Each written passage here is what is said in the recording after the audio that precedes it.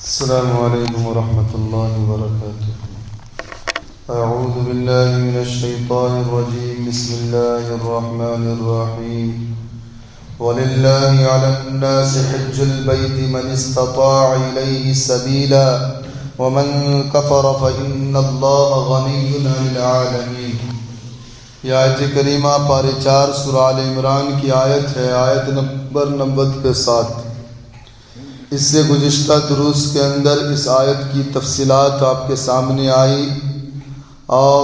اللہ تبارک و تعالیٰ نے بیت اللہ کی خصوصیت میں سے، نشانیوں میں سے یہاں پر 3 نشانیوں کا ذکر فرمایا۔ ایک مقام ابراہیم کا، اور دوسرا جو شخص مکہ میں کعبۃ اللہ میں داخل ہو جائے امن والا ہو جاتا ہے، اور تیسری بات اللہ کا ارشاد ہے کہ اللہ کے لیے لوگوں پر اس گھر کا حج کرنا ہے، یعنی ایسے شخص کے لیے جو وہاں تک پہنچنے کی صلاحیت رکھتا ہو،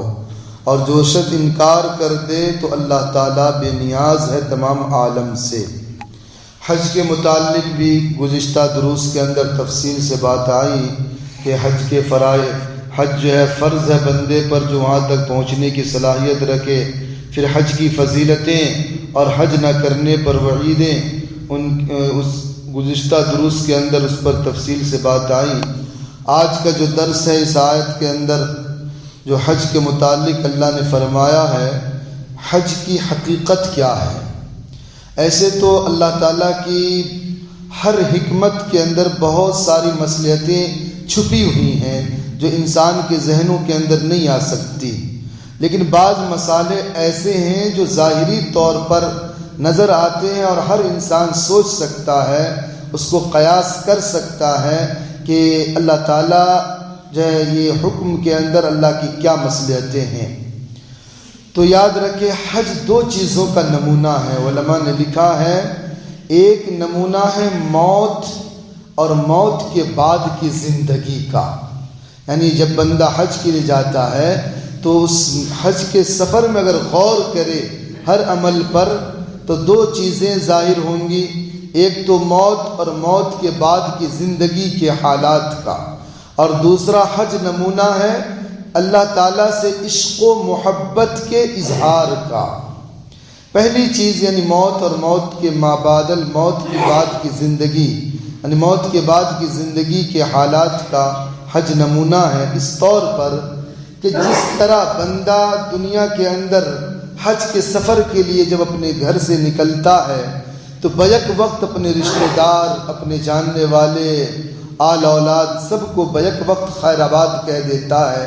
بے عینی ہی اگر انسان غور کرے جب موت آتی ہے تو اسی طریقے سے انسان دنیا سے جاتا ہے، ہر چیز دھری کی دھری رہ جاتی ہے، سارے رشتہ دار اور جاننے والے پہچاننے والے سب کو چھوڑ کر، دنیا کو چھوڑ کر آخرت کی زندگی کی طرف جاتا ہے۔ تو یہ حج کا سفر جب بندہ گھر سے نکلتا ہے تو اس بات کا اظہار ہونا چاہیے کہ جس طرح آج میں عارضی طور پر دنیا کو، اپنے گھر والوں کو، اپنے رشتہ دار کو سب کو چھوڑ کر، اپنے شہر کو، اپنی دیار کو، گلی کو چھوڑ کر جا رہا ہوں، ایک دن دنیا کو چھوڑ کر آخرت پہ جانا ہے، اس بات کا اظہار ہے یہ حج کا سفر۔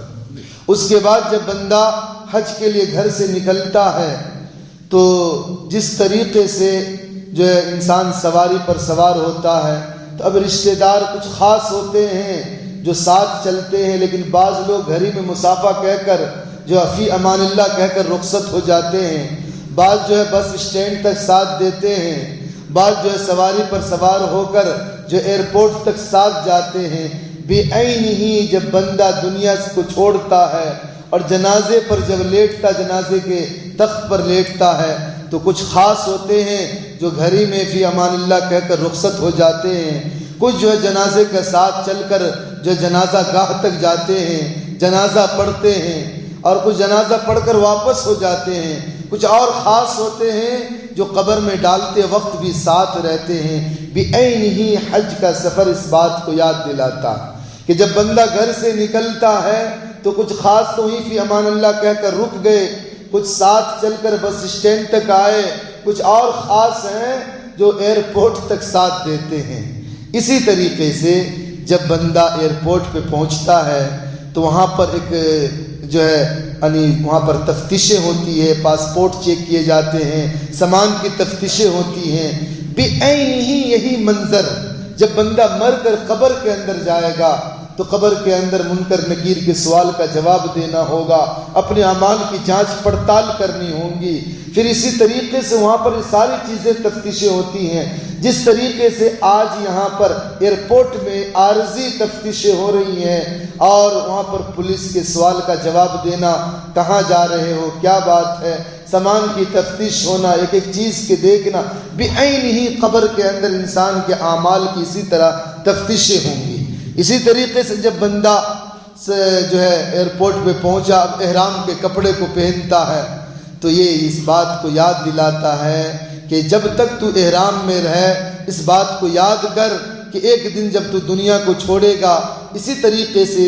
جو ہے سفید کپڑے تمہارے بدن پر ہوں گے کفن کے، اور لوگ تمہیں کفن کے کپڑوں میں لپٹ کر جو ہے قبر میں ڈال دے گا۔ اسی طریقے سے جب تک بندہ احرام کی حالت میں ہو اس بات کا اظہار ہونا چاہیے، اس بات کا استحضار ہونا چاہیے دل میں کہ ایک دن ہمارے بدن پر کفن کے کپڑے آئیں گے۔ اب بندہ جب جہاز پر سوار ہوتا ہے بعین ہی اس بات کی دلیل ہے جس طریقے سے مردے کو جنازے پر لٹا دیا جاتا ہے، لوگ اس کو اٹھا کر قبرستان تک لے کر جاتے ہیں، بعین ہی یہ سواری اس بات کی دلیل ہے کہ ایک دن تجھے جنازے پر لیٹنا ہے۔ اسی طریقے سے جب مکہ کی دھرتی پر پہنچتا ہے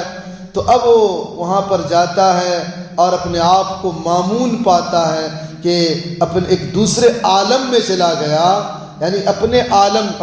اپنے علاقے کو چھوڑ کر، اپنے شہر کو چھوڑ کر اب دوسرے عالم میں جا کر قدم رکھا ہے۔ بعین ہی اسی طریقے سے جب موت آتی ہے دنیا چھوڑ کر دوسرے عالم میں پہنچ جاتا ہے بندہ۔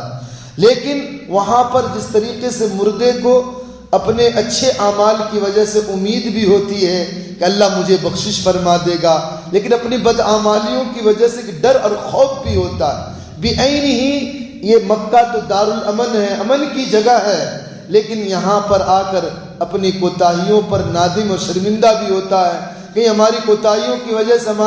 ہماری حاضری اللہ تعالیٰ کہیں ریجیکٹ نہ کر دے، یہ اس کا خوف بھی طاری ہوتا ہے۔ پھر اس کے بعد جب انسان اپنے سامان کو اپنے مقام پر رکھ کر جب کعبۃ اللہ کے اندر جاتا ہے اور کعبہ کو اپنی آنکھوں سے دیکھتا ہے، دعائیں کرتا ہے، تو بعین ہی اس بات کی یاد دلاتا ہے کہ جس طرح آج یہ اللہ کے گھر کا دیدار کر رہا ہے ایک دن اس گھر کے مالک کا دیدار کرے گا، یعنی اللہ کی زیارت کرے گا قیامت کے دن جنت کے اندر۔ اس بات کا یاد دلاتا یہ کعبۃ اللہ کا دیکھنا، کعبۃ اللہ کے مالک کے دیکھنے کا یاد دلاتا ہے۔ پھر اسی طریقے سے کعبۃ اللہ کا طواف کرنا اس بات کو یاد دلاتا ہے کہ جس طرح آج میں اللہ کے گھر کا طواف کرتا ہوں یہ اسی طرح مشابہ ہے اس بات کا کہ جو اللہ کا جو عرش معلیٰ ہے اس کا طواف اللہ کے فرشتے کرتے ہیں، اس کے مشابہ ہے، اس بات کو یاد دلاتا رہتا ہے۔ پھر اسی طریقے سے جب صفا مروہ کے اوپر دوڑ لگاتا ہے تو اس بات کو یاد دلاتا ہے کہ کل قیامت کے دن میدان محشر میں اسی طریقے سے حیران و پریشان ہو کر کبھی ادھر سے ادھر دوڑ رہا ہوگا، کبھی ادھر سے ادھر دوڑ رہا ہوگا، کبھی اس منزل پر کبھی اس منزل پر کہ کہاں میرے اعمال، کہاں میں نجات پا جاؤں، کون میری سفارش کر دے۔ اسی طریقے سے انسان جس طرح صفا سے مروہ پر، مروہ سے صفا پر بندہ دوڑتا ہے اس بات کو یاد دلاتا ہے کہ قیامت کے دن اسی طریقے سے انسان ایک طرف سے دوسری طرف میدان میں دوڑ لگا رہا ہوگا، ہر ایک کو اپنی ہوگی۔ جس طرح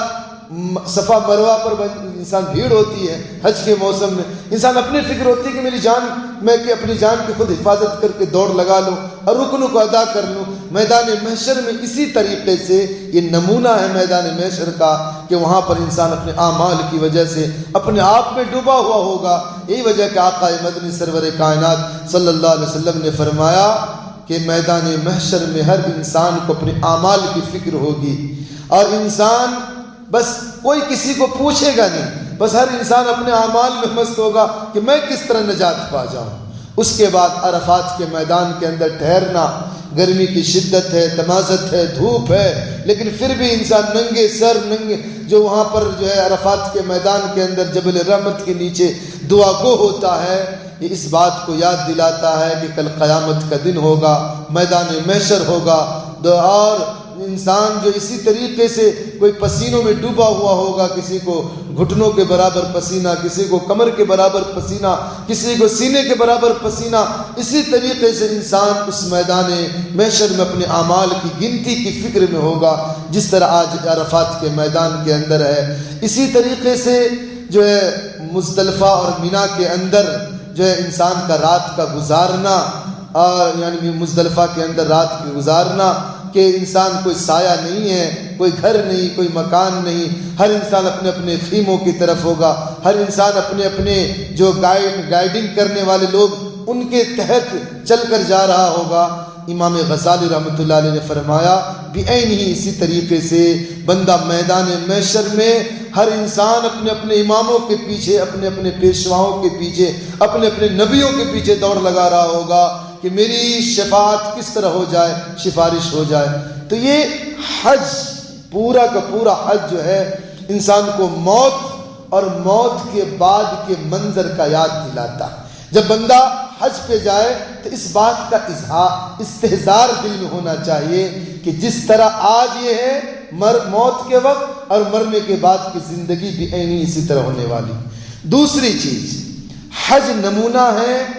اظہار عشق و محبت کا۔ حضرت شیخ الحدیث مولانا زکریا علیہ الرحمہ نے بات لکھی ہے فضائل اعمال میں